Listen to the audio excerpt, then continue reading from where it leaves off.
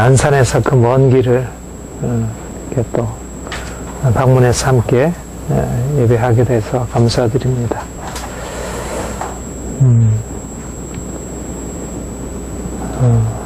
우리는 참 복된 사람들입니다. 우리가 예수님의 복음을 듣고 또 그 안에서 하나님이 누구신지를 알게 되고 또 하나님이 우리를 어떻게 사랑하시는지 그 사랑을 통해서 우리 안에 얼마나 놀라운 축복을 받았는지를 깨닫게 되고 우리가 그 안에서 산다는 것은 너무나 복된 것이고요. 정말 아름다운 것입니다. 예수 믿는 것은 너무나 행복한 일입니다. 인생에 수많은 일들이 많이 있고 그렇지만 정말 예수를 믿는다는 것은 세상 어느 것으로도 비교할 수 없는 놀라운 행복이고 기쁨이고 자유입니다. 그런 생각을 많이 하게 돼요. 믿음으로 주님을 알아가면 알아갈수록 주님을 잘 모르는 사람들과 어떻게 얼마나 큰 대조의 삶을 살아가는지 얼마나 생각이 다른지 그런 것을 점점 더 많이 느끼는 것 같아요. 사람들과의 대화 속에서 보면 주님을 잘 모르고 예수를 믿어도 비상적으로 복음을 받아들이고 깨닫고 살아가는 사람들과 복음을 진정으로 깨닫고 그 안에서 살아가는 사람들의 너무 큰 차이가 있음을 보게 돼요.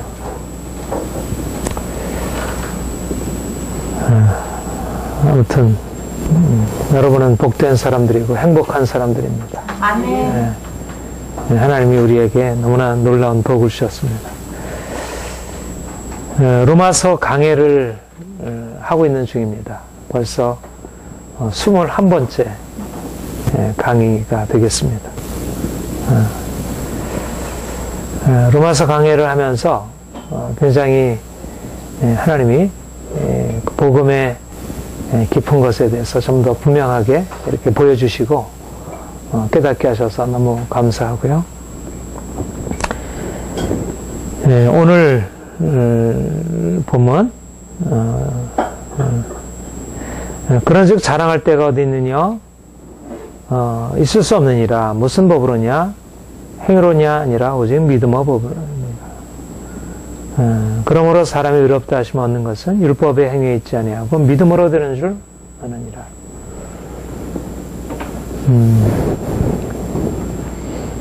그 개신교가 출발할 때 캐톨릭으로부터 개신교가 독립해서 나올 때 개신교의 구호가 뭐였냐면 솔라 피데, 그래서 오직 믿음으로 솔라 피데, 오직 믿음으로, 라틴어로 솔라 피데라는 가장 유명한 우리 개신교의 특징. 개신교는 뭐냐? 바로 오직 믿음으로다. 그런데 바로 오직 믿음으로라는 구절에 그 핵심이 바로 오늘 본문에 담겨 있고요. 그 로마서 1장 17절에 오직 의인은 믿음으로 말미암아 살리라. 여기에 오직 의인은 믿음으로 말미암아 살리라. 오직이라는 말이 우리말에는 들어있지만 사실 원문에는 오직이라는 말은 없어요. 여하튼 오직 의인은 믿음, 오직 믿음으로. 근데 이 본문에서 28절에 보면 사람이 의롭다 하심을 얻는 것은 율법의 행위 있지 아니하고 믿음으로 되는 줄 아느니라. 여기에 이걸 보다 정확하게 번역을 하면 이렇게 번역을 해야 될 것 같아요. 우리말 번역이 이렇게 좀 정확한 번역이 되지 못하는데 율법의 행위 있지 아니하고 오직 믿음으로 되느니라가 아니라 율법의 행위 없이 오직 믿음으로 의롭다함을 얻는다. 이걸 우리가 알고 있다. 이렇게 번역을. 율법의 행위 없이 오직 믿음으로. 그러니까 이제 오직 믿음으로라는 말은 여기도 물론 오직 믿음으로라는 말은 없어요. 율법의 행위 없이 오직 믿음으로 의롭다함을 받는다. 이것이 사도 바울이 강조한 복음의 아주 핵심적인 메시지입니다.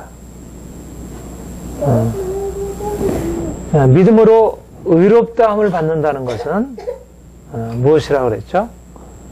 여기서는 하나님의 심판, 하나님의 진노로부터의 구원을 의미해요. 하나님이 각 사람을 그 행한 대로 심판하시는 마지막 종말의 심판이 있는데, 종말의 심판에서 누가 그 앞에 설 수 있겠는가? 율법의 행위를 가지고 있는 사람, 선한 행위를 행한 사람들, 또 여러 가지 많은 종교적인 규례를 지킨 완벽히 지킨 사람들, 그 사람들이 아니라 믿음으로 주님 앞에 서는 사람들만이 그분의 심판 앞에 설 수 있다는 것입니다. 예. 믿음이냐 행위냐, 이게 심판이에요. 우리가 말하는 불심판이에요. 불심판 앞에서 이 불심판을 통과하느냐, 불시험을 통과하느냐, 통과하지 못하느냐. 어떤 사람은 이 불심판 앞에 행위를 가지고 선다는 것입니다. 행위. 어떤 사람은 믿음을 가지고, 믿음으로 그 앞에 서는 사람이 있고, 행위로 그 앞에 서는 사람이 있고. 그런데 행위로 그 앞에 서는 사람은 이 의롭다함이라고 하는 이 불심판을 통과해서 이 천국에 영원한 생명의 복락에 들어가지 못하고, 이거는 불합격이라는 거예요. 오직 믿음을 가지고, 믿음이라는 것을 가지고 들어온 사람만이 그 앞에 의롭다함을 얻을 수 있다는 것. 이게 바울의 복음의 핵심적인 것이고요. 루터가 이걸 가지고 종교개혁을 일으켰어요. 행위냐 믿음이냐, 율법의 행위냐 믿음이냐. 율법의 행위로서는 하나님의 심판을 통과할 수 없다. 오직 믿음으로만이 그 심판 앞에 설 수 있다. 율법의 행위라는 게 무엇일까요? 우리가 율법의 행위라 그럴 때 성경에서 거론하고 있는 것이 무엇이죠? 율법의 행위. 십계명. 우상을 만들지 말고, 안식일을 지키고, 살인하지 말고, 간음하지 말고. 십계명이 있고, 또 율법의 행위. 또 당시의 사람들에게 있어서 굉장히 중요하게 여겨지는 율법의 행위가 뭐였습니까? 할례. 가장 중요한 또 의식적인 법들 중 이제 안식일에 관한 것들, 또 여러 가지 날, 또 음식에 관한 규정들, 이런 것들이 율법의 행위들의 중요한 것들이었어요. 특별히 유대인들에게 있어서는 여러분들에게 거듭 얘기했지만, 유대인들에게 있어서 가장 중요한 것은 하나님 앞에서 그들이 다른 민족들과 구별되고, 또 하나님 앞에서 그들이 인정받을 수 있는 가장 최고의 것이 뭐냐면 율법을 지켜 행하는 그 행위들이었어요. 그들은 할례를 받은 자들이라는 것이고요. 그들은 안식일을 지키는 사람들이고, 그들은 여러 가지 금식과 또 11조와 그 밖에 여러 가지 율법의 규례들에 대해서 철저하게 지켜 행하려고 했어요. 십계명들을 지켜 행하려고 했고, 그런데 하나님이 이 율법의 행위로서 그 앞에 의롭다를 받지 못한다. 그러니까 사실 지금 우리가 들을 때 율법의 행위로서 의롭다함을 받지 못한다는 것은 이게 실감이 좀 안 나요. 그죠? 우리는 율법의 행위가 그렇게 심각하지가 않으니까. 사실 그런데 이스라엘 백성들에게서 율법의 행위라는 이거는 삶의 전체예요. 이건 하나님과의 관계이고, 이웃과의 관계이고, 이거는 어려서부터 자신이 살아가는, 말하자면 하나의 자기의 생명의 일부처럼 여겨지는 그런 생명의 조건들이었어요. 그런데 그들에게 율법의 행위가 하나님 앞에 의롭다 여김을 받지 못한다. 그들은 율법의 행위야말로 하나님 앞에 의롭다함을 받을 수 있는 유일한 조건이었어요. 성경도 그렇게 얘기를 하니까. 그렇잖아요? 성경은 너희가 율법을 지켜 순종하면 내가 너에게 생명을 주겠고, 불순종하면 너희가 사망에 이르게 되리라. 율법을 지켜 행하는 것과 율법을 불순종하는 것은 인생의 운명을 갈라놓는 것이었어요. 그러니까 분명히 모세 율법에서는 율법을 지켜 행하는 것이 인생에 있어서 가장 중요한 의무이고, 또 율법을 지켜 행하는 사람들은 그렇기 때문에 누구보다도 사람들로부터 존경과 칭찬을 받을 수가 있었어요. 그러니까 예수님 당시에 바리새인들은 그런 의미에서 자타가 공인하는 하나님 편에 선 사람들이죠. 그들은 하나님의 뜻이 계시되어 있는 율법을 너무나 잘 알고 있었고, 또 율법을 아주 세밀하게 지키려고 애를 썼고, 또 그것을 다른 사람에 가르쳐서 다른 사람을 그 율법으로 인도하는 사람들이고. 그런데 사도 바울은 처음에는 2장에서 뭐라고 유대인들에 대해서 공격을 했습니까? 저들이 율법을 가르치긴 하지만 지키지 않는다는 것을 가지고 공격을 했어요. 근데 여기서는 뭐라 그래? 아예 율법의 행위가 하나님 앞에 의롭다 인정을 받지 못한다고 얘기를 하는 것이에요. 율법을 지켜 행하지 못한다고 얘기할 때는 어때요? 그래도 내가 붙드는 지주는 무너뜨리지 않는 거잖아. 내가 사는 집을 무너뜨리지는 않는 거예요. 근데 율법의 행위 그 자체가 하나님 앞에서 별 의미가 없다는 얘기는 굉장히 충격적인 것이었습니다. 당시 상황에서.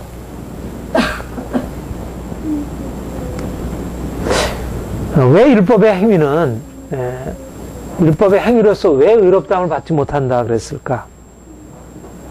성경은 율법의 행위를 분명히 긍정적으로 얘기를 해요. 모세도 그렇게 얘기를 하고, 또 예수님도 그렇게 얘기를 하고요. 예수님이 십계명을 지킨 것에 대해서 잘못했다고 말하지 않잖아요. 십계명을 지킨 것을 칭찬하셨어요.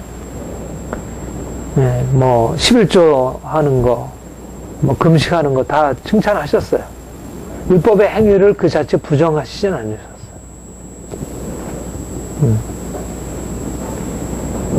그런데 왜 율법의 행위로 의롭다함을 받지 못한다고 바울이 강조하는 것일까? 한번 이건 굉장히 우리 지난주에도 한번 했는데요. 굉장히 중요한 것입니다. 우리 갈라디아서 한번 보세요.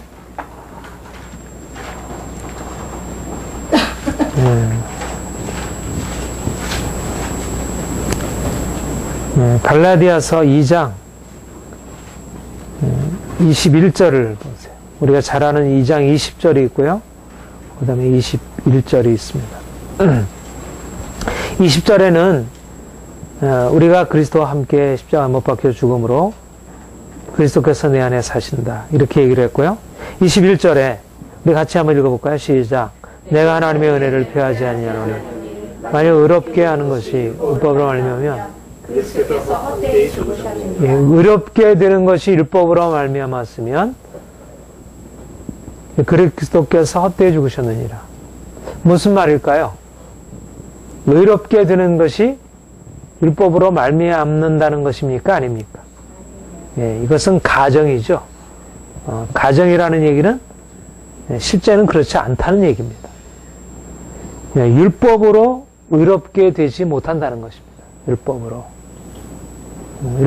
율법은 원래부터 의롭다 함을 위해서 주어진 게 아니라는 것이에요. 그 다음에 3장 3장 21절.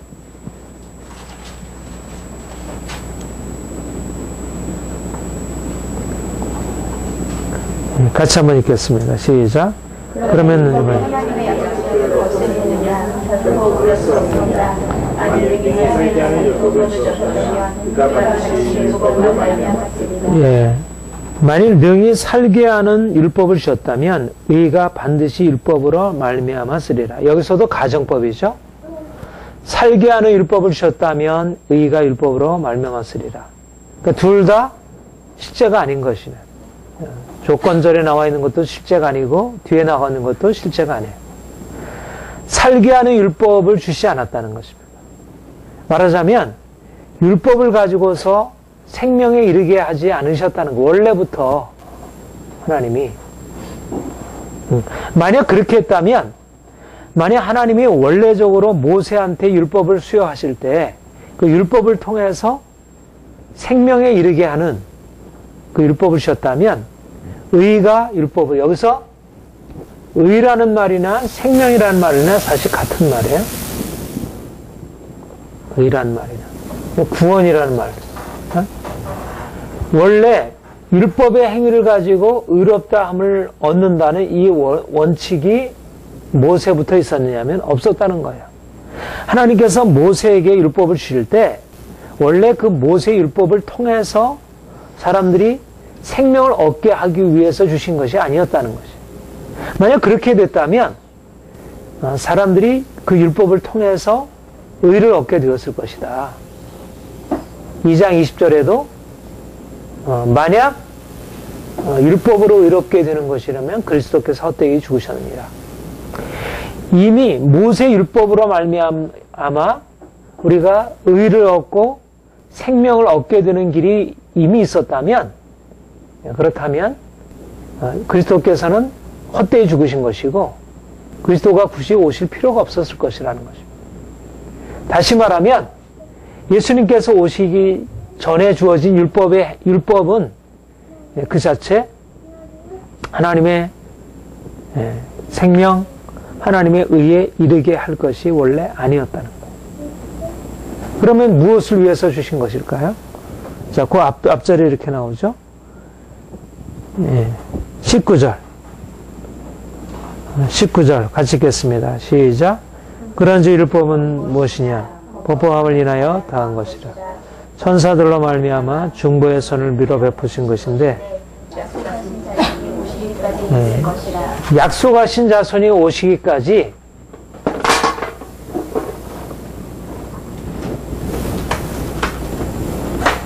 이게 잘 안 지워지네. 그러니까 율법이 있고 그 다음에 약속하신 그리스도가,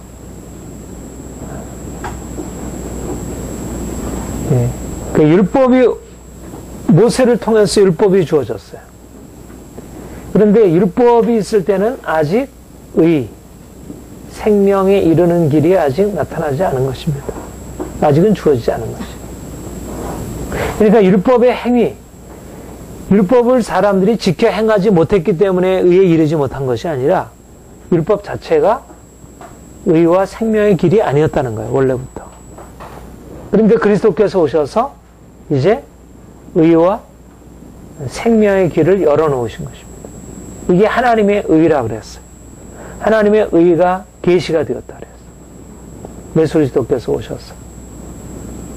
그리고 이것을 이제 믿음으로 말미암아, 이 믿음이, 율법은 원래부터 의와 생명의 길이 아니었고, 그러니까 율법의 행위는 아무리 내가 행위를 했다 하더라도 의와 생명에 이르지 못하는 것이죠. 예수 그리스도께서 오셔서 의와 생명의 길을 열어놓으셨어요. 그리고 믿음으로 말미암아 여기에 이르는 것입니다. 그러니까 율법이 그리스도까지 오시기 전까지는, 이때까지는 율법이 아무리 최선을 다했다 하더라도, 율법을 아무리 완벽하게 지켜 행했다 하더라도 율법으로 말미암아 의와 생명에 이르는 길은 아직 열리지 않은 것입니다. 그러니까 율법의 행위로 말미암아 이르지 못한다는 것입니다. 네, 무슨 말인지 이해가 되시겠어요? 율법 자체가 한계가 있었다는 것입니다. 네. 네. 이것이 실체가 아니고, 이건 그림자였던 것입니다. 그리고 실체가 이제 예수 그리스도 안에서 계시가 된 거예요. 실체가 나타났고, 실체가 나타나면서 믿음이 함께 주어진 거죠. 그러니까, 여기서 행위라는 것과 이 믿음이라는 것은 같은 게 아닌 거예요. 같은 게 아닌 거예요. 이거는 실체가 나타나기 이전에 모세를 통해, 천사를 통해서 나타난 인간적인 그런 차원의 것이라면, 믿음은 이제 하늘의 영원한 세계를 하나님께서 열어주시고 그것을 받아들일 수 있는 그 차원을 열어주신 것이에요. 자, 23절, 24절 같이 보십시다. 시작. 믿음이 오기 전에 우리가 율법의 안에 매인바되고 계시될 믿음의 때까지 갇혀내리라. 이같이 우리 그리스도께로 인도하는 모학 선생이 되어 우리로 하여금 믿음으로 말미암아 믿음이 오기 전에는 율법 아래에 있었어요. 율법이 계시되기 전, 믿음이 계시되기 전까지 모학 선생 아래에 있었어요. 그런데 이제 그리스도께서 오셨고, 이제 믿음이 계시되었고, 그 믿음으로 말미암아 의롭다함을 얻게 되었고, 생명에 이르게 되었어요. 이제는 심판과 진노에서 벗어날 수 있는 길이 열려진 거예요. 인간의 죄에 대해서 율법의 행위라고 하는 것은 하나님의 그 두려운 심판을 감당할 수 없는 것이에요. 그런데 이제 예수 그리스도의 의가 우리에게 열려지게 되었고, 이제는 믿음이 계시가 되었고, 우리가 그 믿음으로 하나님의 그 심판이 우리에게 열려져 있지만, 우리가 감히 그 심판 앞에 서는 것이에요. 감히 우리가 그 영광의 보좌 앞에 나가는 거예요. 감히 그 두려운 불을 지나 통과해서 그 영원한 영광으로 들어갈 수 있게 된 거예요. 네. 그거는 우리가 가지고 있는 행위가 아니었다는 거예요. 그거는 전적으로 하나님께서 그리스도 안에서 새롭게 허락하신 이 믿음이라는 새로운 것을 가지고 믿음이 새롭게 계시된 거죠. 여러분, 본문을 다시 돌아가 보십시다. 율법에 무슨 법으로냐? 행위로냐? 아니라 오직 믿음으로 법으로니라. 사람이 의롭다 하심 얻는 것은 율법의 행위 없이 믿음으로 되는 것이죠. 왜 율법의 행위 없이 믿음으로 되느냐? 오직 믿음 안에만 그 하나님의 의에 이룰 수 있는 길이 열려져 있기 때문에 하나님께서 그렇게 행하신 것입니다. 율법은 그림자예요. 그림자 역할을 해요. 그리스도께서 오셔서 드러내실 하나님의 의를 위한 준비이고 그림자입니다. 근데 이제 그리스도께서 오셔서 새로운 영역을 열었어요. 이 구분이 중요해요. 여러분, 정말 이게 중요해요. 우리가 구약과 신약의 구분을 얘기하지만 정말 이 구분이 너무너무 중요해요. 예, 율법이냐 그리스도냐, 율법이냐 은혜냐, 이게 너무너무 중요해요. 네, 근데 우리 개혁파 신앙이 이 부분에 대해서 좀 부족한 이해를 가지고 있어요. 우리는 율법이 아니라 이젠 그리스도 안에 있는 자예요. 율법 아래 있는 자가 아니라 이젠 그리스도 아래 있는 자예요. 율법에 대한 행위가 아니라 그리스도를 믿는 믿음으로 살아가는 자예요. 율법의 행위는 우리의 삶의 조건이 아니에요. 이거는 우리의 삶의 능력이 되지 못해요. 예. 행함이냐 믿음이냐, 이것은 왜 근본적인 행함이냐 믿음이냐, 이 차이는 뭐냐면 율법이냐 그리스도이냐의 차이예요. 이게 중요한 차이라 그랬습니다. 그러니까 행함이냐 믿음이냐보다 더 중요한 것은 율법이냐 그리스도냐의 문제예요.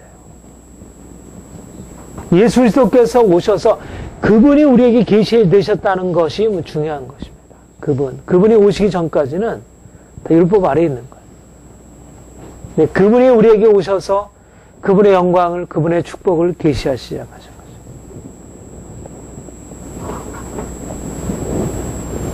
여기 좀 어떻게 깨끗하게 지워질 수 없나? 이게? 어디서?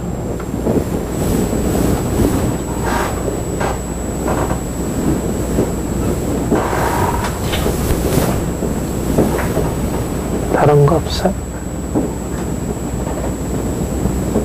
여기.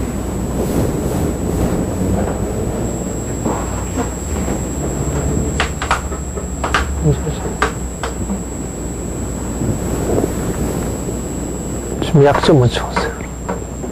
그 약을 좀 묻혀.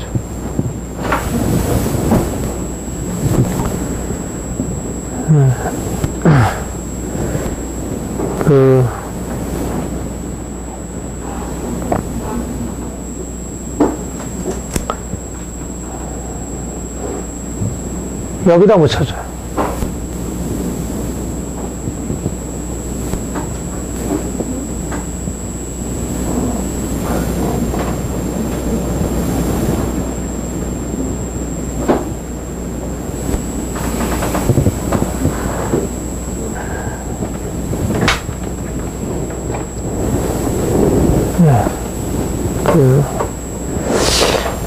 믿음과 행위의 차이를 이런 차이로 보아야 합니다.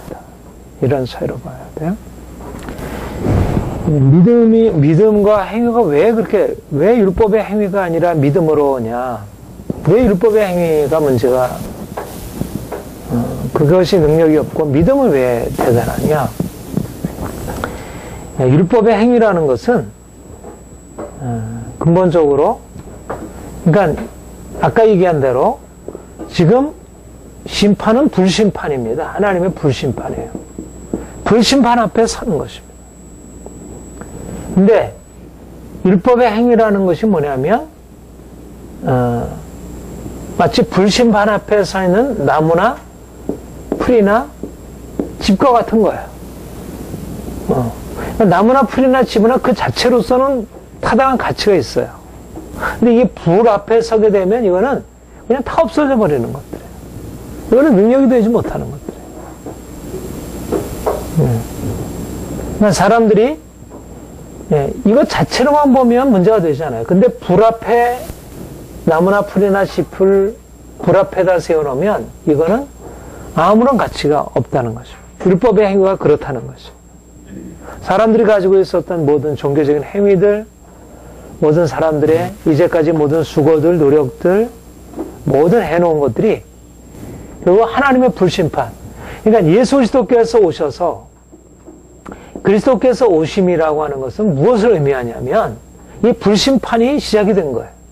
여기에서 하늘에, 이 땅의 것이 아닌 하늘의 영광과 생명과 그 위엄과 그의 아름다움과 그의 두려움과 그의 모든 것들이 그것이 나타난 것이에요.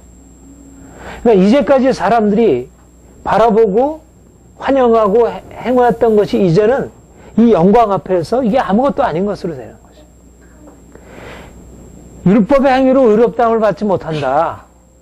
그것이 하나님 앞에서 별 쓸데가 없다라고 하는 것은 이제 그리스도께서 오심으로 인하여 전혀 새로운 세계가 전개되었다는 거예요. 이제까지는 캄캄한 밤하늘에서 별빛 가운데 살아온 것이죠. 달빛 가운데 살아온 거예요. 근데 이제는 광명한 태양빛이 비쳐서 사람들이 거기에 적응을 해야 돼요. 우리가 깜깜한 영화관에 있다가 밝은 대낮에 나오면 눈이 부시잖아요. 너무 눈이 부시잖아요. 근데 적응이 잘 안 되잖아요. 그러니까 사람들이 가지고 있었던 것이 어두운 밤하늘에서 우리를 비춰주던 율법의 행위와 같은 것으로서 사람들이 만족하고 거기 안에, 그러니까 율법의 행위는 사람들에게 만족을 줘요. 우리가 율법의 행위를 가지고 나가면 사람들이 대단하다고 여겨줘요. 근데 하나님께로 나아가면 그거는 아무것도 아닌 거예요. 그거는 쓸데가 없는 것들이에요. 불심판을 통과하려면 금은 보석으로 지어진 것들이에요. 행위는 나무나 풀과 집과 같은 것이고, 그리고 믿음은 금이나 은이나 보석과 같은 것입니다. 이 믿음, 믿음과 행위의 근본적인 차이. 이렇게도 말할 수가 있어요.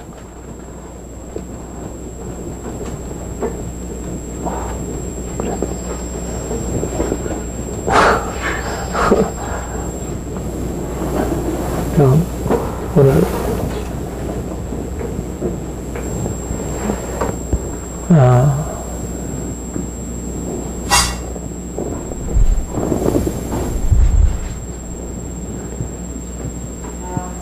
여기 저게 그 원래 방법이 여러 가지가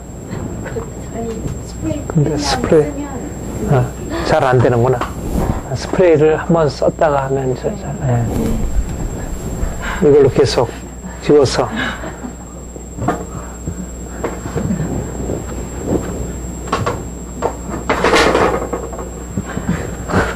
여러 가지가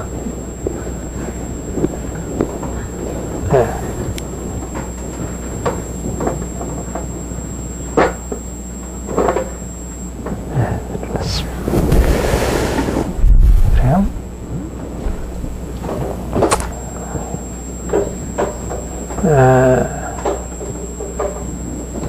그러니까 예수님께서 이 비유를 말씀하셨죠. 새 포도주를 옛 부대에 담을 수 없다고 말씀하셨어요. 낡은 부대에다가 새 포도주를 삶으면 그 부대도 버리게 되고 부대도 찢어지게 되고 또 포도주도 버리게 된다고 했어요. 말하자면 하나님의 의는 인간의 행위와 같은 낡은 부대에 담겨질 수 없다는 것입니다. 하나님의 생명은 하나님께서 주시는 축복은 인간의 행위에 담겨질 수 없다는 것이죠. 그것은 낡은 부대에 속한 것이라는 것입니다. 인간이 이것은 모두 다 사람에게로부터 근원된 것들이에요.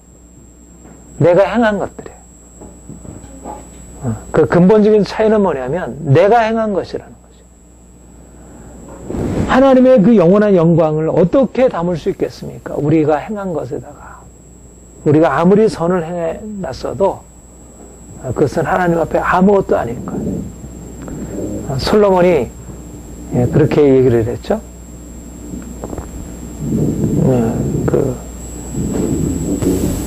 성전을 짓고 나서 하늘과 땅도 하나님의 그 영광을 담을 수 없다면 하물며 내가 지은 이 성전이 어떻게 하나님의 영광을 담을 수 있겠느냐고. 하나님의 영광은 사람이 지은 것 속에 담겨줄 수 있는 것이 아니라는 것이에요. 근본적으로 사람들이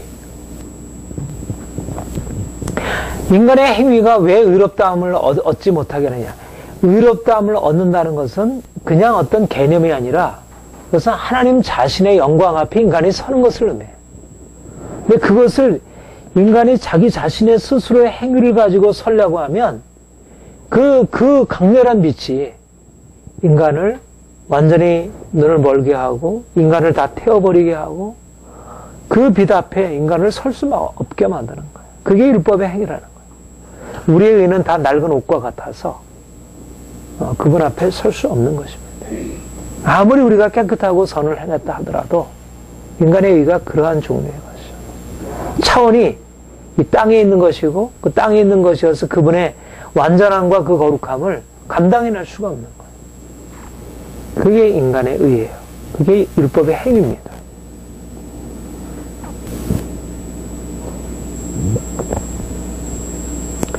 그러니까 이제까지 예수 그리스도께서 오시기 전까지는 대단하게 보이는 것들이에요.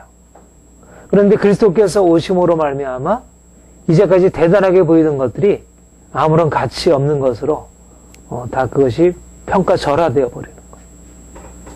그러니까 그리스도를 만나기 전까지는 대단하게 보였던 것들인데 그리스도 앞에 서게 되면서 그 대단한 것들이 다 결국 다 엎드리게 되고 다 부끄러워하게 되고 다 그 영광 앞에서 다 초라해지는 거예요. 그게 인간의 행위이고 의예요. 그러니까 믿음으로 말미암아 의롭다함을 받고 인간의 율법의 행위로 의롭다함을 받지 못한다고 하는 것은 근본적으로 무슨 차이냐면 하나님과 인간의 근본적인 차이를 말하는 것입니다. 믿음이라는 것은 하나님이 하셨다. 하나님이 하실 수 있다. 오직 하나님께서 모든 것을 다 허락하셨다. 행위라고 하는 것은 인간 편에서의 것이에요. 인간 편의 것으로서 피조물인 인간이 감히 어떻게 그분의 완벽한 요구 앞에 설 수 있겠느냐는 거예요. 누구도 그 앞에 설 수 없다는 거죠. 율법으로는 단지 죄를 깨달을 뿐이고.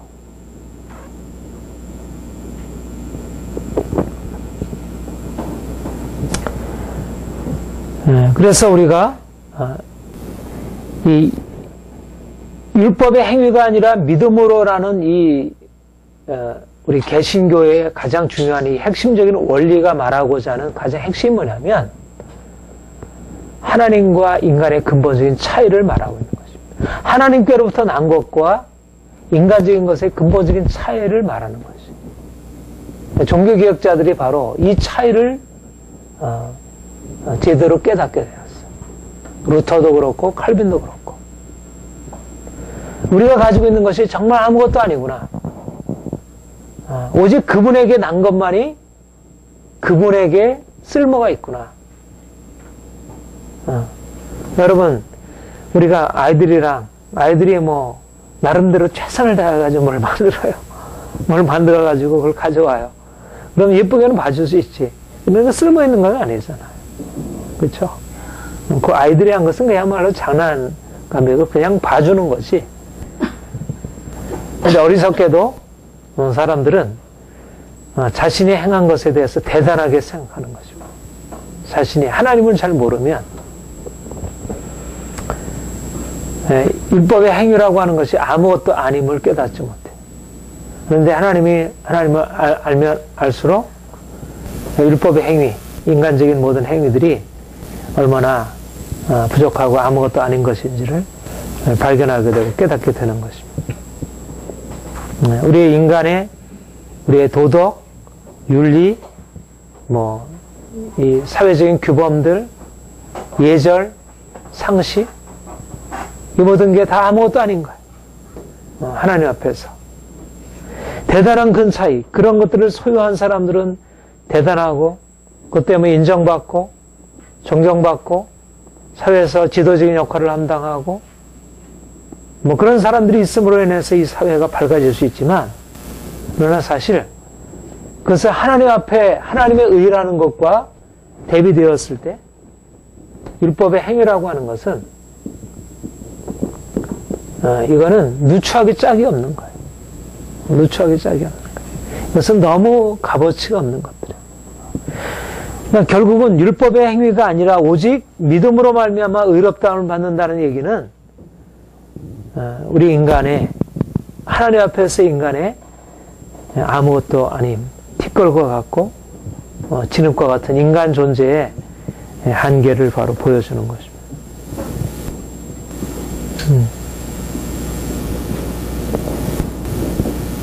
이것이 믿음으로 의롭다함을 받아야 할 이유입니다. 율법의 행위가 아무것도 아니고 오직 믿음으로 의롭다함을 받아야. 자, 우리 봅시다. 빌보서 3장.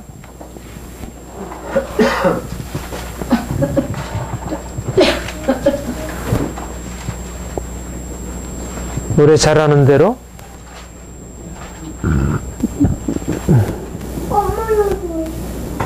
3장 6절 부터 8절 9절까지 같이 읽어보자. 시작. 열심으로는 교회를 핍박하고 율법에 이르는 그러나 무엇이든지 내게 유익하던 것을 내가 그리스도를 위하여 다 해로 여길 뿐더러 또 모든 것을 해로 여김은 내 주 예수 그리스도를 아는 지식이 가장 고상함이라니 내가 그를 위하여 모든 것을 잃어버리고 그 안에서 발견되라 하니 내가 가진 의인이 율법에서 난 것이 아니요 오직 그리스도를 믿음으로 말미암은 것이니 그 믿음으로 하나님께서 나누리라. 사도 바울은 예수님을 만나기 전에 바리새인이고 율법으로 바리새인이고 율법의 의로 흠이 없는 자라 그렇게 얘기를 했어요. 그런데 그가 그리스도를 만난 이후에 무엇이든지 그 모든 것을 다 해로 여기게 되었다. 왜냐하면 그리스도를 아는 지식이 가장 고상함이라기 때문에. 그를 위하여 내가 모든 것을 잃어버리고 배설물로 여기게 되었다. 예. 그리스도를 만나게 되면, 그리스도 안에서 하나님의 의를 알게 되면 우리의 인간의 의가, 율법의 의가 얼마나 보잘것없는 것인지 그것을 발견하게 되는 것입니다. 그러니까 자랑할 게 없는 것. 우리가 그리스도 앞에 서서 우리 자신의 의를 자랑할 게 없는 것. 우리가 아무리 대단했다 할지라도, 우리가 아무리 많은 사람들에게 선을 베풀었다 할지라도, 우리가 아무리 철저하게 하나님을 위하여 우리 자신의 삶을 드렸다 하더라도, 우리가 인격적으로 뛰어난 무엇을 가지고 있다 하더라도 우리는 스스로 내세울 것이 없는 그런 존재들이에요. 그것이 율법의 행위들이에요. 근데 사람들이 그 율법의 행위에 대해서 너무 크게 알고 있는 거예요. 주님을 만나지 못했기 때문에, 그 영광을 알지 못하기 때문에. 그러니까 율법의 행위 없이 믿음으로라는 것은, 율법의 행위는 아무것도 아니고 오직 믿음이다. 믿음이 대단한 거다. 믿음이 전부이다. 그 얘기를 하는 것입니다. 믿음의 가치를 발견하는 거예요. 새롭게. 예, 어머니 들어갔어요. 어머니 들어갔어요. 어머니 들어가시라고. 예. 지난번에도 넘어지셨어요. 오래 앉아 계시니까 다음 주.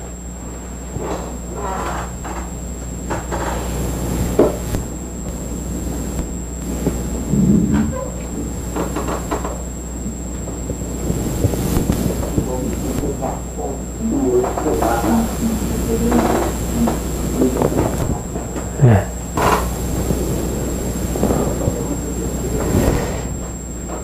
네.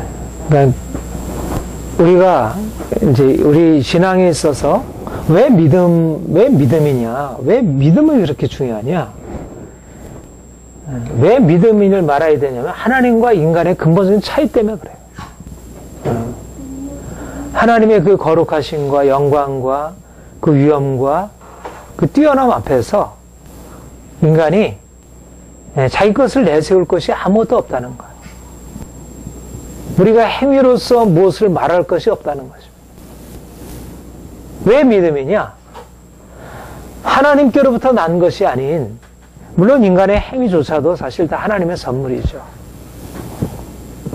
그런데 사실 그리스도를 통해서 우리에게 주어진 것이 아닌 그냥 그리스도 이전의 것들, 우리의 자연적인, 우리의 모든 이성, 우리의 이제까지의 도덕성, 우리의 선한 행위들, 모든 것들이 그리스도를 통해서 우리에게 주어진 이 새로운 것이 아닌 이상은 이것은 대단한 게 아니라는 거예요.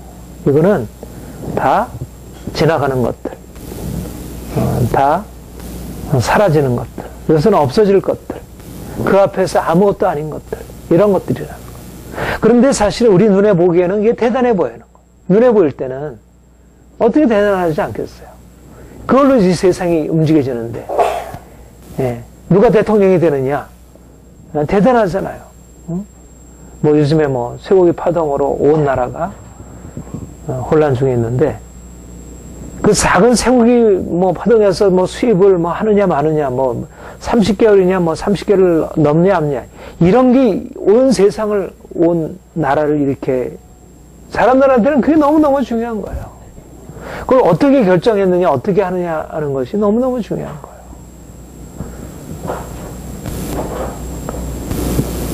네. 그러니까 사람들에게 있어서 그런 판단력, 그런 어떤 윤리적인 거, 이게 너무너무 중요합니다. 도덕적인 자질도 너무너무 중요해요. 그런 것을 우리가 또 중요시 여겨야 할 필요도 있고. 그러나 하나님 앞에서 그런 것이 아무것도 아니라는 거예요. 그리고 율법의 행위들이 인간의 의로움과 인간의 도덕성과 인간의 어떤 지적인 능력과 그 판단력과 그로 인해서 이루어진 사회 질서와 국가의 어떤 흥함과 패함과 성함과 이런 모든 것들이 사실은 그분의 심판 앞에서, 그분의 의 앞에서, 그분의 심판 앞에 그게 아무것도 아니라는 거예요. 그러니까 우리는 온천하는, 그래서 그분 앞에 잠잠히 서야 하는 것입니다. 그러니까 하나님 앞에 설 때 인간이 가지고 있는 것이 얼마나 미천한 것인지. 그러니까 행위라고 하는 것은, 율법의 행위라고 하는 것은 인간의, 여기서 말하는 인간의 율법의 행위라고 하는 것은 인간의 최고의, 요즘으로 말하면 도덕성, 도덕적인 어떤 인격성, 이런 것들을 의미해요. 가장 최고의 것, 종교. 최고의 것, 최고의 것으로도 하나님 앞에서 감히 뭔가를 내밀 수 없다는 것입니다. 하물며 인간의 부요, 인간의 부, 권세, 세상에 가지고 있는 무엇을 가지고 그분 앞에 뭘 어떻게 서겠느냐는 거. 감히 인간이.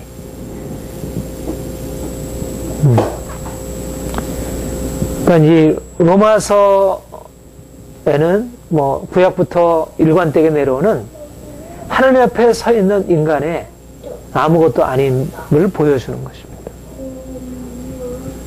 그러니까 우리가 하나님을 알아가면 알아갈수록 인간이 더 겸손하게 돼요. 우리가 가지고 있는 것에 대해서 아무리 대단한 걸 가지고 있다 하더라도 내가 대단한 존재가 아니라는 것을 시인할 수밖에 없어요. 그것조차도 다 주님께서 주신 것이고요. 또 그것 가지고는 나갈 수 없다. 그리고 그런데 놀라운 것은 뭐냐면 그렇게 우리가 대단한 것을 가지고 있지 못한 존재, 그렇게 하나님과 인간의 근본적인 차이 속에 있는 것인데 이제 하나님이 그리스도 안에서 우리에게 그 영광과 권세를 나타내시고 이것을 우리에게 부으시기 시작하셨다는 것입니다. 그분의 영광을, 그분의 생명을, 영광을 이제 우리에게 주시고 우리로 그것을 받게 하셨다는 것입니다. 우리가 가지고 있는 무엇을 가지고 내가 착해서, 내가 선을 행해서, 내가 뭔가 그분의 조건을 만족시켜서 그걸 받게 되는 게 아니라 아무런 조건도 없는데, 아무런 조건이 없는 상태에서 그냥 거저로, 은혜로 이것을 받게 하셨다는 것입니다. 그 받는 그릇을 무엇이라고 했냐면 믿음이라 그렇게 했습니다. 믿음. 그리고 이 믿음은 우리가 원래부터 가지고 있는 것이 아닌 하나님께로부터 난 것입니다. 하나님께로부터. 그러니까 믿음이 놀라운 거예요.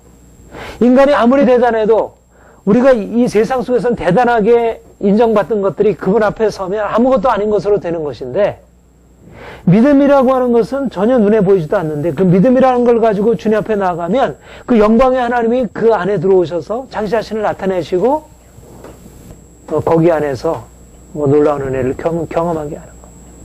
그 믿음이 얼마나 놀라운 거예요. 그러니까 인간의 행위라고 하는 것, 인간 편에서 난 모든 것은 하나님 앞에 서면 초라한 나무나 풀이나 집과 같은 것으로 초라한 것이 되어버려요. 그것은 배설물 같은 거예요. 근데 인간 편에서 온 아무것도 아닌 믿음, 내가 그냥 하나님 믿어요. 나는 하나님밖에 없어요. 하나님, 나는 주님 필요해요. 그런 믿음의 고백이 하나님 편에서 볼 때는 모든 거예요. 그래, 내가 너와 함께하마. 내가 너를 위해서 이제 일을 시작하마. 내가 너를 위해서 이제는 새로운 일들을 행하마. 그게 믿음이라는 것입니다. 믿음. 전혀 다른 차원이라는 거예요. 왜냐하면 그 믿음이라는 것은 원래 우리가 가지고 있는, 그러니까 사람들이 생각할 때 어떻게 생각하냐면 믿음이라는 거는 인간이 이런 걸 원래 가지고 있었어야 되는데 이런 것이 없으면 뭔가 이제 스스로 할 수 없으니까 병든 사람이 야, 이거 좀 뭐 고쳐주세요. 그러면서 그냥 어쩔 수 없이 나가서 구하는 그런 인간의 연약함의 표현, 인간의 어떤 한계의 표현이라고 그렇게 잘못 생각하고 있어요. 믿음은 그런 게 아닙니다. 이런 것보다 못한 게 아니라 이런 것과 비교할 수 없는 하늘로부터 부어진 것들이에요. 겉으로 볼 때는 믿음을 가지고 있는 것이 아무것도 아니고 우리가 가지고 있는 행위가 대단해 보이지만 하나님 편에서 볼 때는 믿음은 너무너무 엄청난 거예요. 믿음은 그야말로 세부대예요. 하늘로부터 쏟아부어지는 그 하늘의 놀라운 영광과 그 축복을 담을 수 있는 그릇이에요. 세상 것으로도 담을 수 없는 그 예수님이 거기 안에 거하시겠다고 찾아오시는 것이. 마치 사개오에게 내가 네 집에 들어가겠다. 그렇게. 감히 그분이 우리의 삶에 들어오셔서 그분 자신을 나타내시는 거예요. 이게 믿음이에요. 율법의 행위와 믿음이라는 같은 차원에 나란히 놓을 수 있는 게 아니에요. 하나는 하나님 자신으로부터 난 것이고 하나는 우리 편에서 만든 것이에요. 고양이나 개가 아무리 지 편에서 최선의 것을 만들어 봐야 그게 우리에게 무슨 소용이 있겠어요. 하나님이 우리를 위해서 친히 만들어주시고 우리를 위해서 행하시는 것입니다. 여러분, 하나님이 우리에게 이 믿음을 주셨다는 것, 이것만큼 놀라운 축복이 없습니다. 돈이 없어도, 우리에게 권세가 없어도, 우리가 명예가 없어도, 우리가 세상적인 무엇을 가지지 못해도, 우리의 행위가 없어도, 우리가 이제까지 실패의 삶을 살았어도, 아무것도 없어도 내 안에 예수 그리스도를 나의 구주로 영접하고 내가 그분 안에서 산다고 하는 것, 이것만큼 축복된 것이 없어요. 그러니까 사도 바울은 자기가 이제까지 그렇게 귀한 것으로 여기던 것에 대해서 아무것도 아닌 것으로 배설물로 여기고, 그래서 오직 예수 그리스도를 위하여 자기 인생을 전체를 드리기로 결정한 것이에요. 왜냐하면 그게 거기에 모든 것이 다 담기게 되니까. 이게 세 부대입니다. 세 부대. 이 세 부대가 가지고 있는 이 세 부대가 얼마나 크냐가 문제지. 내가 옛부대가 얼마나 내가 옛부대가 얼마나 내가 얼마나 좀 돈이 있고 지식이 있고 내가 얼마나 도덕성이 있고 이렇게 해가지고 내가 거기에다가 뭘 담아서 사람들이 나를 인정해. 이건 아니에요. 이건 아니에요. 그런 게 아니에요. 믿음과 행위는 비교할 차원이 아닙니다. 다 우리 안에 있는 것 같아도, 다 우리가 가지고 있는 것 같아도 이게 다 우리가 그냥 가지고 있는 게 아니에요. 하나는 하늘에 주어진 보화이고 하나는 그야말로 질그릇에 불과한 것이고.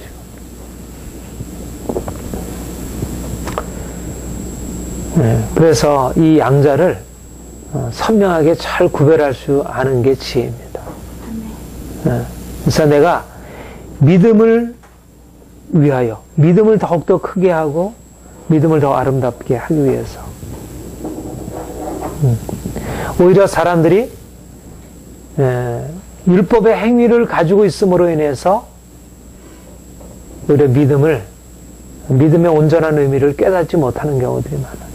인간적인 것이 대단한 것을 가지고 있을 때 자꾸 이걸 가지고 뭔가 하나님과 거래를 하려는 거야. 이걸 가지고 자기의 행위를 가지고 뭔가 하나님께 거래를 하는. 하나님은 이게 아니래요. 이게 장애물이 되는 거예요. 오히려 이것 때문에. 그래서 아까 뭐라 그랬어요? 오직 믿음으로, 율법 없이 믿음으로, 율법 없이 믿음으로, 율법 없이 믿음으로 그러니까 인간적으로 보면 빈 털터리가 되어서 그냥 아무것도 없이 그냥 믿음만 가지고 하나님 앞에 나갔는데 하나님이 그 믿음에다가 그의 역사를 부으시는 거죠. 근데 우리의 경험이 그게 자꾸 아니라고 말을 해요. 율법이 그래도 필요하고 율법의 행위가 뭐가 그래도 인간적인 게 있어야지. 아무것도 없는 데다가 뭘 어떻게 담겨지겠어. 인간적인 것이 그래도 있어야지. 근데 그게 아니라는 것입니다. 오직 믿음으로 아무것도 다, 오히려 우리는 이 율법의 행위에 대한 생각, 모든 우리의 신뢰들, 모든 의지들을 다 내려놓고 이제는 오직 믿음으로 하나님만 바라보고 예수 그리스도만 바라보고 그분의 십자가의 의만 붙들고 그것만 붙들고 나아가는 거예요. 내가 비록 죄로 인해 더러워졌을지라도 그 십자가의 의를 붙들고 내가 아무리 이 세상의 의를 가지고 내 옷이 그럴듯해 보여도 이 옷은 내 옷이 아니라 생각하는 거예요. 그리고 그리스도의 옷을 입어야겠다고 생각하는 것이. 그러니까 내가 가지고 있든 내가 가지고 있지 않든 간에 내 인생은 내가 그리스도께 지금 얼마나 철저하게 소속되어 있느냐 하지 않느냐에 따라서의 문제가 결정되는 것이지 나머지 것은 아무것도 아니라는 거예요. 예. 근데 우리가 육체를 가지고 사니까 이게 자꾸 헷갈려요. 헷갈려가지고 율법의 행위 없이 믿음으로 이 중요한 원리를 자꾸 놓쳐버려요. 율법의 행위와 함께 율법의 행위를 통해서 물론 우리의 믿음은 율법의 행위를 가져와요. 율법의 열매를 가져와요. 우리가 이제 다음 주에 그걸 살펴보겠지만 우리의 믿음과 율법의 행위는 모순되지 않아요. 오히려 더 온전한 율법의 완성을 가져온다 그렇게 하죠. 우리가 주님을 더 알아가면 알아갈수록 우리 안에 거룩함과 의로움과 착함과 선함과 그리스도의 완전한 형상이 우리에게 나타나게 되었어요. 우리의 믿음은 반드시 열매를 가져오게 되었어요. 그러나 이것은 우리가 행한 우리 편에서는 율법의 행위와는 다른 것입니다. 그는 자연스러운 열매이지. 그러니까 우리의 초점은 어디에 맞춰야 되냐면 오직 그리스도께 맞춰져야 돼요. 그분이 우리에게 주신 그리스도를 믿는 믿음이 돼요. 아까 얘기한 대로 믿음이냐 행위냐는 것은 믿음도 인간적인 믿음이 있고 행함도 하나님께로부터 난 행함이 있어요.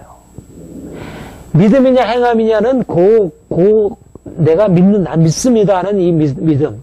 내가 뭔가를 다른 사람을 사랑하고 이런 행함. 이런 의미의 차이가 아니고 믿음이냐 행함이냐의 차이는 뭐냐면 하나님께로부터 났느냐 내게로부터 났느냐의 차이입니다. 예. 믿음이냐 행함이냐. 믿음이 의롭다를 가져온다는 것은 내게서가 아니라 하나님께로부터 난 것이기 때문에 그 의를 가져오는 것이죠. 아무리 믿음이라 하더라도 내 신념이면 그거는 하나님께로부터 난 능력을 가져오지 못합니다.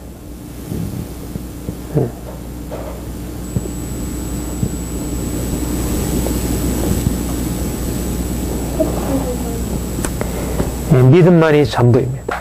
오직 믿음입니다. 오직 믿음으로만 살아가는 거예요. 우리가 오직 믿음에 오직 예수 그리스도 그분을 믿는 믿음만이 우리 인생을 살려줘요. 저는 그런 생각을 합니다. 좀 더 철저하게 우리 인생 전체를 예수 그리스도와 그분을 믿는 믿음에다 걸어야 돼요. 오늘날 너무나 많은 생각들이 우리의 마음을 빼앗기고 있어요. 너무나 많은 세상의 것들이 우리의 마음을 들어와서 오직 믿음으로 그분 앞에 서는 것을 방해하고 있습니다. 거룩하신 하나님 앞에 서지 못하게 하고 그 사랑의 하나님 앞에 서지 못하게 하고 인간적인 많은 요구들 앞에 서게 해요. 그래서 마음이 자꾸 나뉘어지게 되고 그분의 사랑을 받지 못해요. 예쁘대를 가지고 인생을 살아가요. 그걸 가지고 하나님 앞에 서도 뭔가라 내가 사람들 앞에 통용되던 걸 가지고 그대로 하나님 앞에 서서 통용될 수 있다고 생각해요. 이게 되어지지 않습니다. 오직 믿음 외에는 어떤 것으로도 하나님을 담을 수 없어요. 이게 얼마나 놀라운 특권이에요. 우리가 하나님을 담을 수 있다는 게 얼마나 놀라운 특권이에요. 예수 그리스도께서 우리 안에 거하시고 그분이 그 생명과 축복을 우리 안에 나타내신다는 게 얼마나 축복이에요. 근데 그 축복은 오직 믿음이라는 세 부대에만 담겨져요. 행위가 아니라. 자, 본문 한 번 더 봅시다. 로마서 3장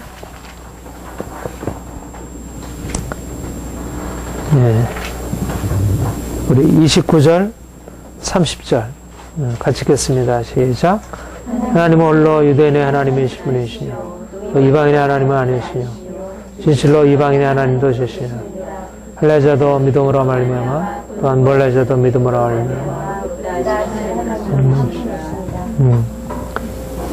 예, 자연스러운 규결입니다. 율법 없이 행위로 의롭다함을 받는다고 하는 이 원리를 가지고 나가게 될 때 유대인이든 이방인이든 할례자든 무할례자든 신분과 그들의 외적인 조건과 상관없이 믿음으로 말미암아 의롭다함을 받는다는 것이. 이 앞에도 그렇게 얘기를 했죠. 3장 22절 같이 읽어볼까요? 시작. 곧 예수 그리스도를 믿음으로 말미암아 모든 믿는 자에 미친 하나님은 차별이 없느니라. 차별이 없는 이방인이나 유대인이나 차별이 없다. 이방인이나 유대인이나 차별이 없어요. 믿음. 믿음이 한 가지 조건이에요. 차별은 믿음이냐 행위냐의 차별이에요. 인간의 다른 차별. 할례자냐 무할례자냐, 이방이냐 유대인이냐, 이것은 차별이 아니라고 그래요. 갈라디아서도 한번 봅시다. 갈라디아서도 동일한 맥락에서 얘기를 하고 있는데요. 아까 갈라디아 3장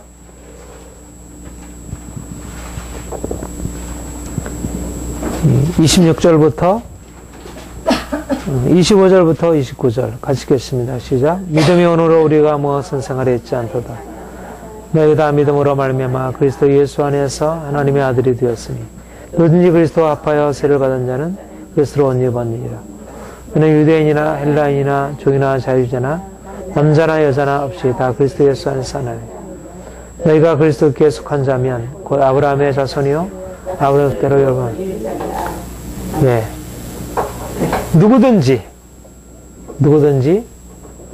믿음으로 말미암아 그리스도 예수 안에서 하나님의 아들이 되었으니 누구든지 그리스도 예수와 합하여 세를 받은 자는 그리스도로 옷 입었느니라. 누구든지 유대인이나 헬라인이나 종이나 자유자나 남자나 여자나 없이 다 그리스도 예수 안에서 하나니라. 누구든지 어떠한 얼마나 큰 차이, 유대인이나 헬라인이나 종이나 자유자나 남자나 여자나, 그러나 누구든지 예수 그리스도를 믿음으로 말미암아 그 앞에 나가는 자마다 그 사람이 가지고 있는 인간적인 조건이 아무리 뛰어나다 할지라도 아무리 못하다 할지라도 그 차별은 문제가 되지 않는다는 거예요. 이게 예수 그리스도 안에서의 민주주의입니다. 세상의 민주주의는 이것이 하나의 그림자에 불과해요. 진정한 민주주의는 뭐냐면 예수 그리스도 안에서 차별이 없다는 것이, 예수 그리스도 안에서 있을 때 진정한 차별이 없는 거예요. 예수 그리스도 안에 있을 때. 물론 우리가 하나님의 창조 피조물 된 하나님의 형상으로서의 차별이 없다 이렇게 말할 수 있지만, 그러나 진정한 의미에서 그 차별을 극복하고 우리가 모든 사람들이 다 하나됨을 경험할 수 있는 것은 예수 그리스도 안에서 우리의 차별이, 그전에는 차별이 너무 컸어요. 저 사람 돈을 많이 가지고 있고, 저 사람은 돈이 너무 없어서 가난하고, 저 사람 공부를 많이 했고, 저 사람 공부를 너무 못했고, 저 사람 성격이 너무 좋고, 저 사람 성격이 너무 나쁘고, 저 사람 아름답고, 저 사람 별로 그렇지 못하고, 이런 인간적인 차별이 굉장히 컸어요. 그런데 예수 그리스도 안에 우리가 있을 때 믿음으로 말미암아 우리가 예수 그리스도 안에서 저 놀라운 신분으로 올려진 거예요. 하나님의 아들의 신분으로 올려진 거예요. 그 영광으로 올라진 거예요. 믿음으로 말미암아 의롭다함을 받은 거예요. 그러니까 내가 가지고 있는 인간적인 어떤 신분에 있어서의 크고 작음, 높고 낮음, 우리의 잘잘못, 이런 것들은 그 앞에 다 덮여져 버리는 거예요. 이것이 놀라운 은혜입니다.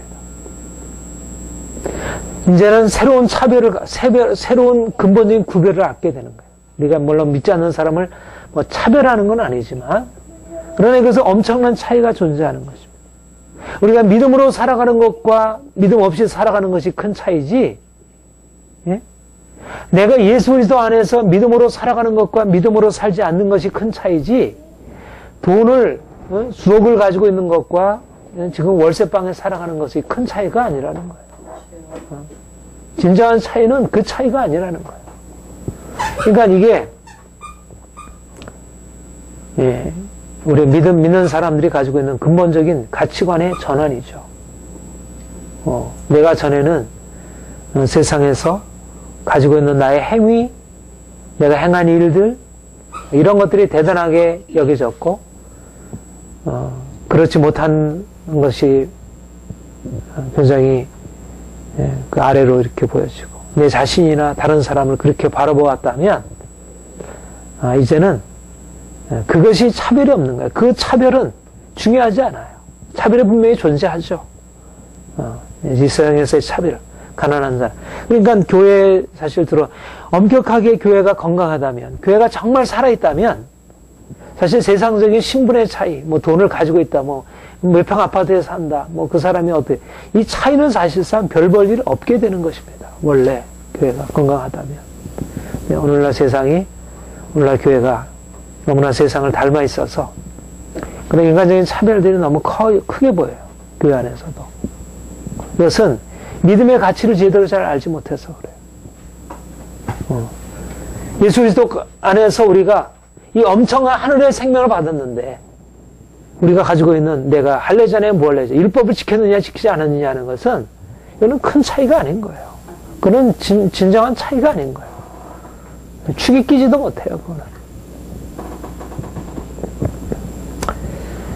주님이 이제 우리가 믿음으로 그리스도 안에서 살아가는 새로운 삶을 열어놓으셨습니다. 우리가 율법 없이 믿음으로 말미암아 의롭다를 받았다는 것은 하나의 교리가 아니고 이것은 우리의 삶의 근본적인 새로운 방향성을 말하는 것입니다. 우리가 이전에는 모두 다 행함으로 살아왔어요. 이것이 우리의 인생이었어요. 어떤 사람은 이런 것을 가지고 있음으로 인해서 인생에 대해서 자부심을 느끼고 사람들로부터 사랑과 존경을 받고 살아왔고 어떤 사람은 그런 것이 없어서 내 인생에 대해서 별로 가치감을 느끼지 못하고 나는 보잘것없다. 그래서 나도 저 사람처럼 좀 되었으면 좋겠다. 내 자녀들을 그렇게 키워가지고 그런 인생을 좀 만들어 보려고 그렇게 노력하고 애를 썼어요. 그런데 그리스도를 만나고 나니까 그게 중요한 게 아닌 거예요. 그런 행함이 우리 인생을 가치 있게 만들어주지 않는다는 거예요. 우리를 가치 있게 만들어주는 것은 내가 믿음으로 하나님 앞에 서는 것, 믿음으로 주님을 만나서 하는 것, 그것이 내 인생을 가치 있게 만들어주는 거예요. 인생을 이제 거기다 걸기 시작하는 거예요. 믿음으로 주님을 더 구하고, 믿음으로 더 하나님을 찾고, 믿음으로 그분을 닮아가고, 그것이 내 인생을 새롭게 만들어준다는 사실을 새롭게 발견하는 것입니다. 네, 믿음입니다. 이제까지 우리가 행위의 법으로 살아왔어요. 그러나 이제는 믿음의 법으로 살아가는 것이 행위의 원리로 살아왔어요. 그러나 이제는 믿음의 원리로 살아가는 거예요. 행위가 인간에게 있어서 너무나 중요한 삶을 살아왔고 세상 사람들이 다 그런 삶을 살아가요. 그런데 이제는 믿음이 가장 중요한 삶. 다른 것은 그 앞에 차별이 없어버리는 것입니다. 그런 것은 가진 자나 가지지 않은 자나 종이나 자유자나 그런 것은 크게 문제가 되지 않아요. 이것이 그리스도 안에서의 자유입니다. 사도 바울이 우리에게 제시해 준 이 믿음의 새로운 길들, 믿음의 새로운 법들, 이거를 우리가 깨닫고 살아가게 되면 우리 날마다 기뻐할 수 있어요. 내가 세상을 어떻게 살아가든 내가 당장 삶이 다 풀리지 않아도 앞으로 하나님께서 우리의 삶도 다 풀어주실 것이지만 다 그게 풀리지 않아도 그래도 감사할 수 있어요. 우리에게 주신 이 귀한 생명 때문에 내가 하나님을 알고 있다는 것 때문에. 자, 우리 찬송